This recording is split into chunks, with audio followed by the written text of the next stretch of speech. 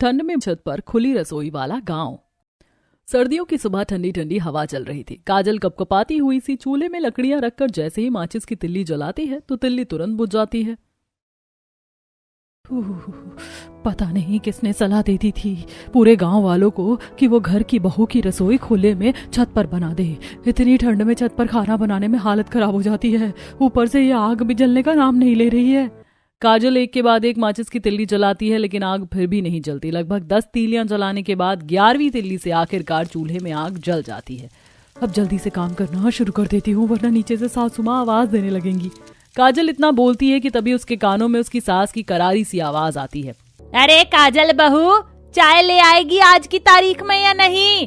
तुझे पहले ही पता है कि कितनी ज्यादा ठंड हो रही है, कम से कम चाय तो टाइम पर पिला दिया कर। वहीं चिढ़ते हुए काजल कहती है, ला रही हूँ माँ जी। इन लोगों को जरा सी भी शांति नहीं होती है, 2 मिनट में बिल्कुल ही हंगामा मचा देते। अरे छत पर ऐसे ठंड में खुले में काम करना आसान बात थोड़ी है। काजल की तरह पूनम भी अपनी छत पर सुबह सुबह चाय नाश्ता तैयार करके नीचे ले जाती है जहाँ उसकी सास राधा चाय पीते हुए। चाय गरम पीने में मजा आता है, यह क्या पानी जैसी ठंडी चाय ले आई? मैंने तो चाय गरम ही बनाई थी, छत पर ठंडी हवा इतनी ज्यादा लगती है, चाय और नाश्ता नीचे लाते लाते ही ठंडा हो जाता है। तो जा बहू गरम करके लेकर आ, इतनी ठंड में ठंडा चाय नाश्ता दे रही है। राधा ठंड में कांपती पैर थमकाती हुई वापस से छत पर जाती है और चाय नाश्ता गरम करने लगती है।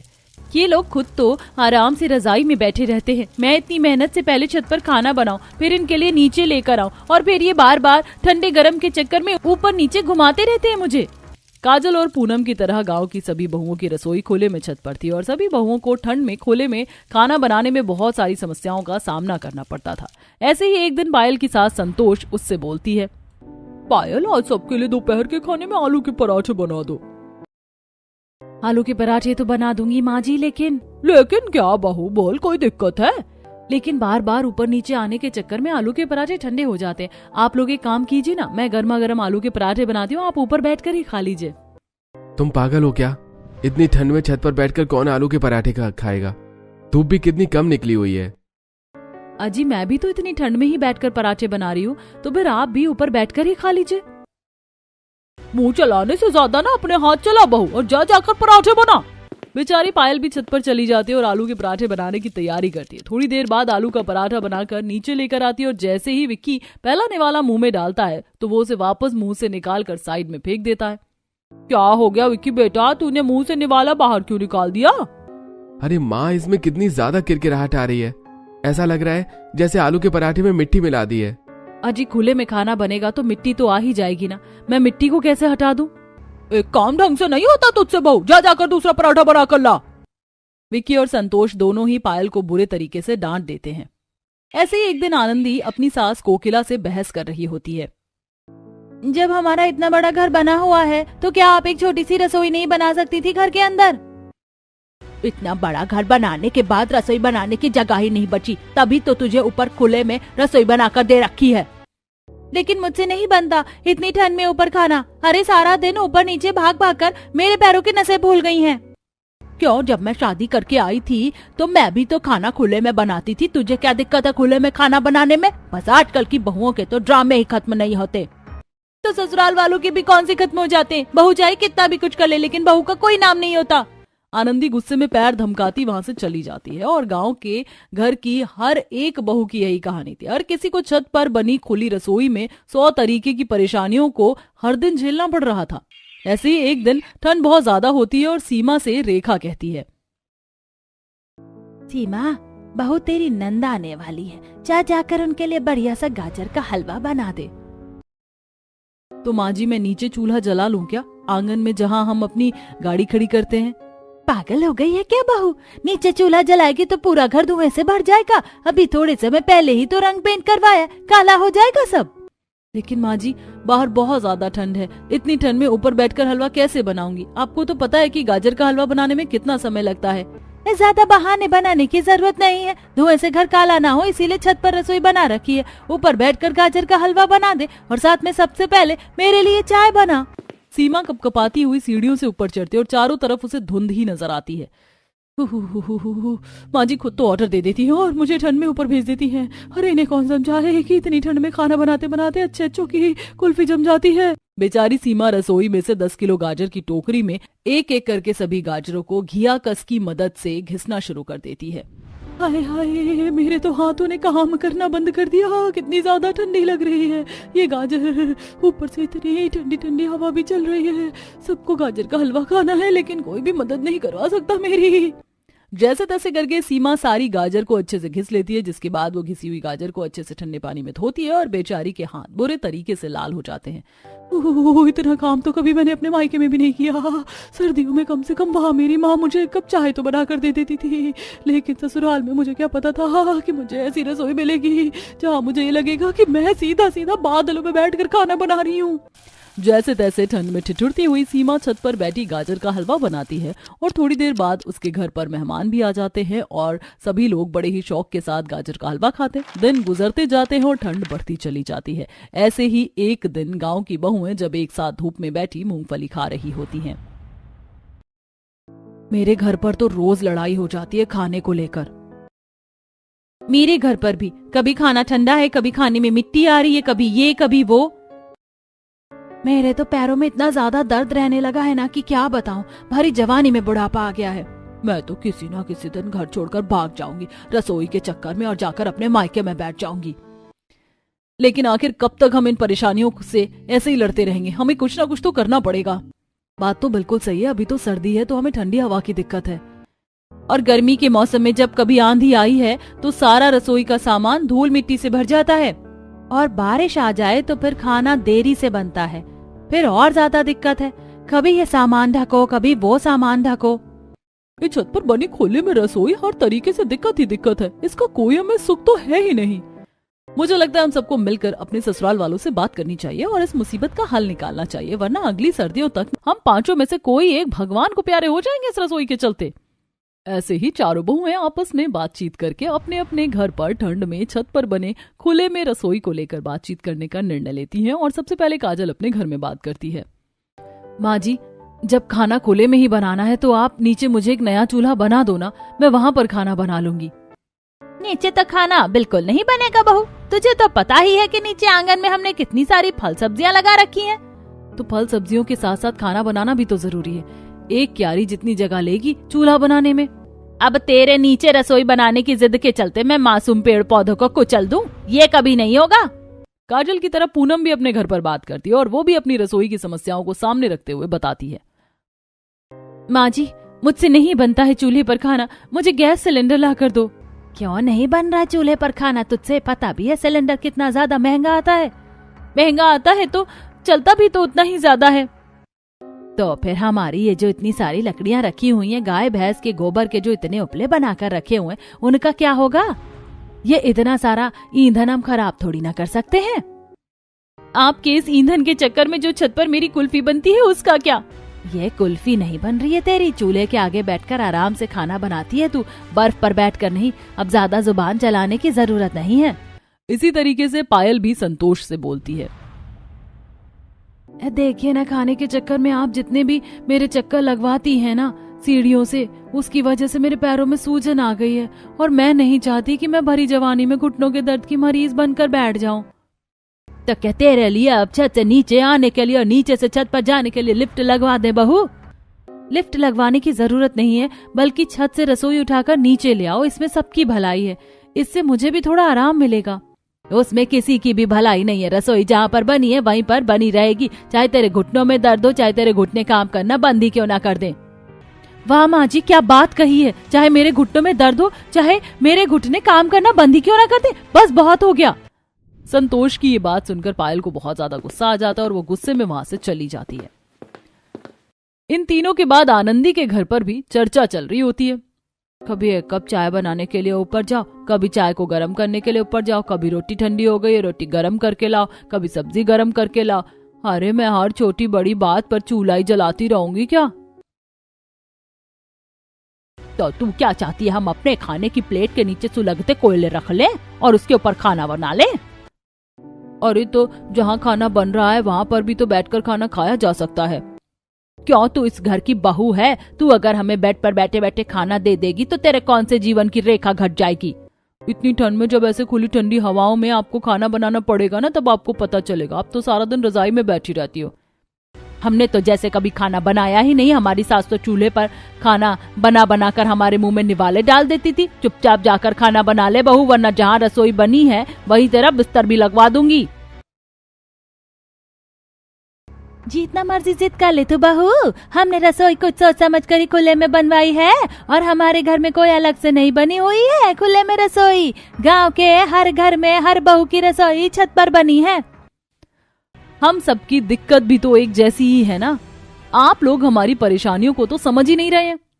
ये सब तुम्हारी परेशानी नहीं बल्कि काम से बचने के बहाने हैं, जिसे हम ससुराल वाले अच्छे से समझते हैं।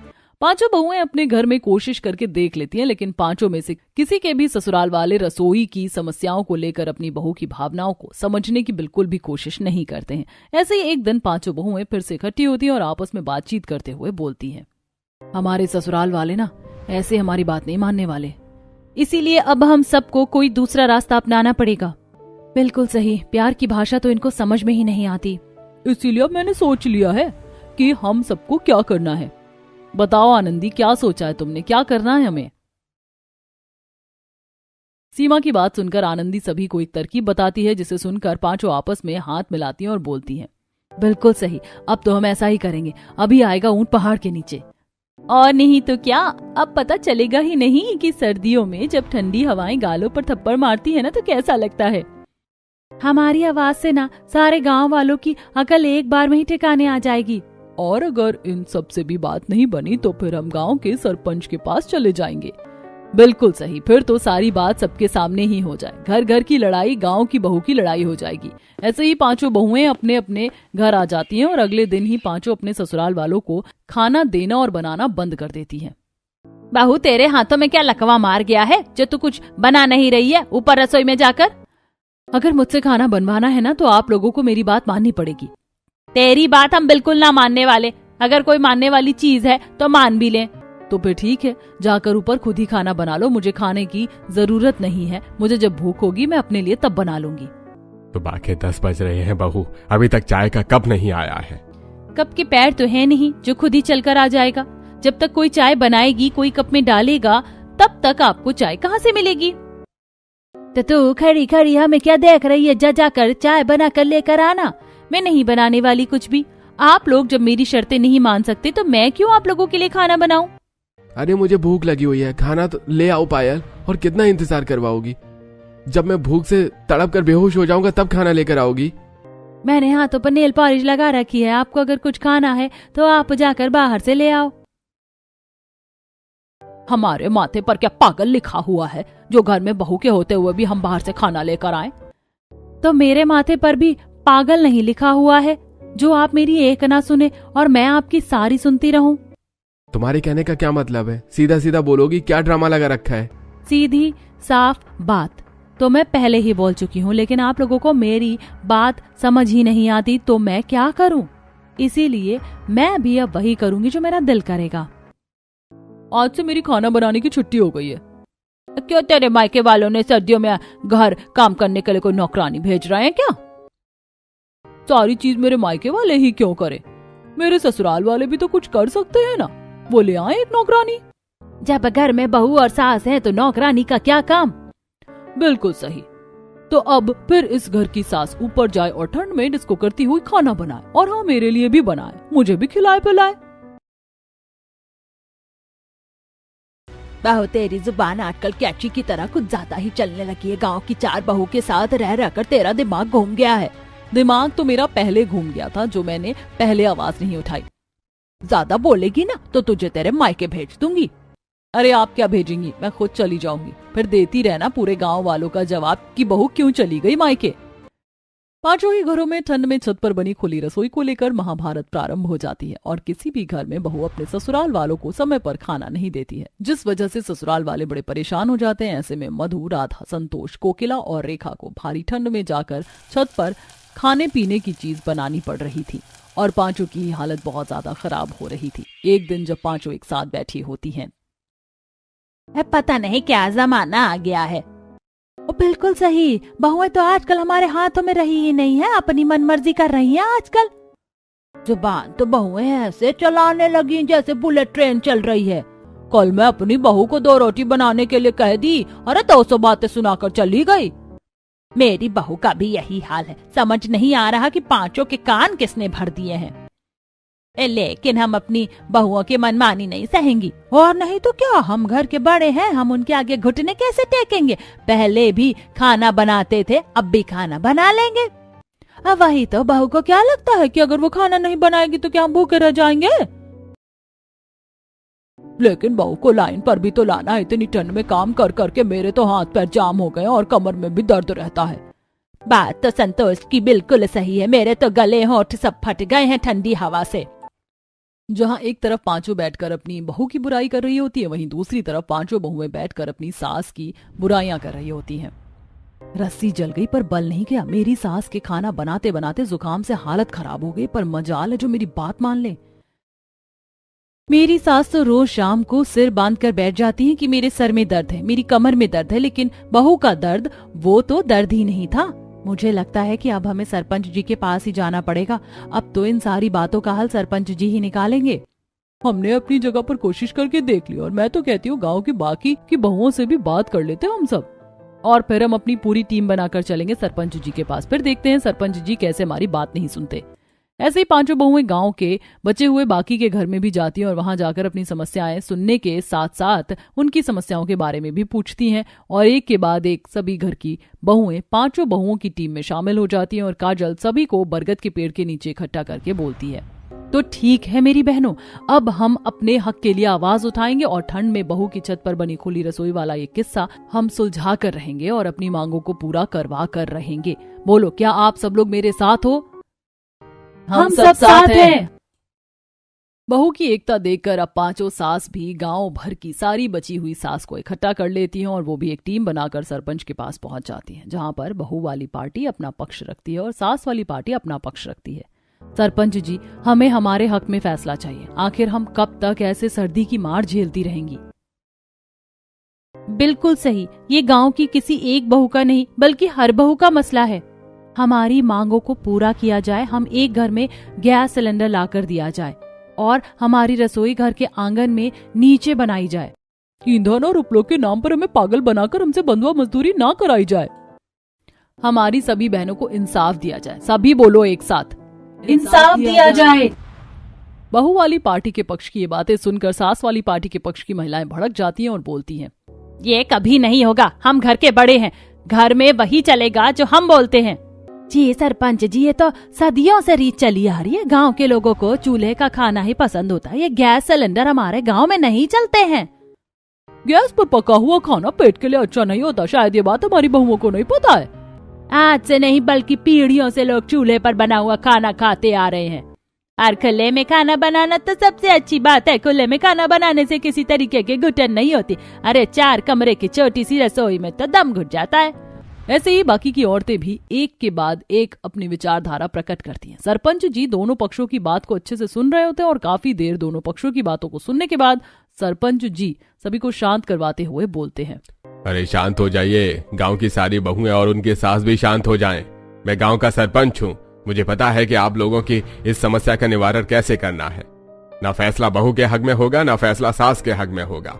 फैसला ऐसा होगा जिसमें दोनों पक्षों को फायदा हो और किसी की भी भावनाओं को ठेस न पहुंचे। तो फिर बताइए ना सरपंच जी कि आपका फैसला क्या है? आखिर हम लोगों को क्या करना है? बिल्कुल ऐसा, आखिर क्या किया जाए कि जिससे बहुएं भी खुश हो जाएं और हम भी खुश रहें। आप सभी की समस्या को सुलझाने के लिए हम बीज का निर्णय लेंगे। बीज का निर्णय? जी हाँ, बीज का निर्णय, यानी कि छत के ऊपर जो रसोइयां बनी रहेंगी, लेकिन उन सभी रसोइयों को हर कोई अपनी जेब के हिसाब से चारों तरफ से ढक देगा। आपके कहने का क्या मतलब है सरपंच जी? ढकना कैसे है, कपड़े से? जो लोग सीमेंट की दीवार करवा सकते हैं वो अपनी पक्की सीमेंट की दीवार करवा कर रसोई बनवा दें। जो लोग तिरपाल से ढक सकते हैं वो लोग तिरपाल का इस्तेमाल करके रसोई को पूरे तरीके से ढकें, और जो लोग कच्ची दीवारें बनाना चाहते हैं वो लोग कच्ची दीवारें बना दें, लेकिन हर किसी की रसोई को ढका जाएगा। यह तो बहू के पक्ष की बात हो गई सरपंच जी, इसमें हमारा हक कहाँ गया? बहू का कहना गलत नहीं है, आप खुद ही सोचिए, आखिर वो भी तो इंसान है, गलती आपकी भी है। अगर आप छत पर रसोई बना रहे हैं तो आप खाना भी उसी जगह खाइए, ताकि समय, ईंधन और बाकी सारी चीजों की बचत हो। अब बार बार बहू तो इतनी ठंड में 10 चक्कर नहीं काटेगी। वैसे भी आजकल 2 मिनट में खाना ठंडा हो जाता है। उसके बाद आप सब बहू को ही ताने देते हो। अब वो इतनी मेहनत से आप सबके लिए खाना बनाती है, वो भी सर्दी में खुली छत पर, फिर नीचे लाकर परोसती है। ठंडा होने पर दोबारा ऊपर से गर्म करके लाती है, फिर भी उन्हें बहुत ताने दिए जाते हैं।